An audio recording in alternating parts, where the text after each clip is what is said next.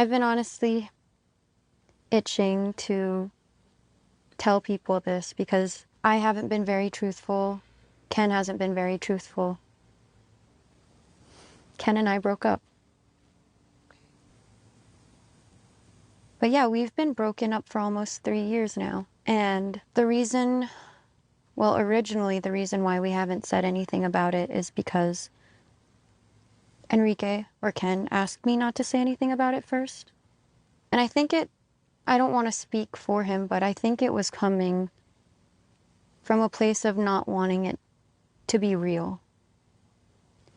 And at the same time, I agreed to that because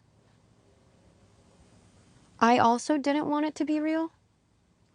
And this is coming from the people pleaser side of me because I was so afraid that if people found out that we weren't together anymore, my career would go bad or, people just wouldn't love me anymore. And so it's like, I just, it was me again, like just pretending or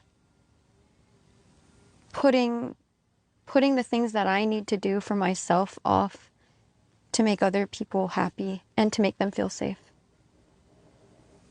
But yeah, me and Ken broke up almost 3 years ago. Sometimes love ends long before the relationship does. I know I emotionally prepared to break up with my ex a year before we actually separated.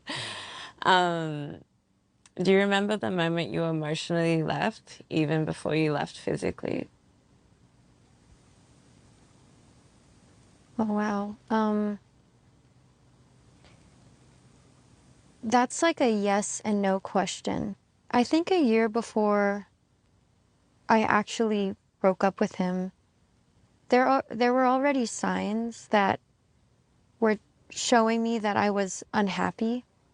But because I had built up this kind of toxic habit of pushing away anything that I felt like bothered me because I was afraid of confrontation, um, I decided to just swallow it or like sweep everything under the rug.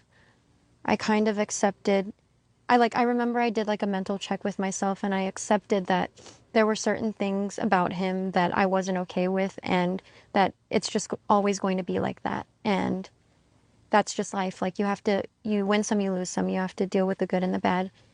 So I was like mentally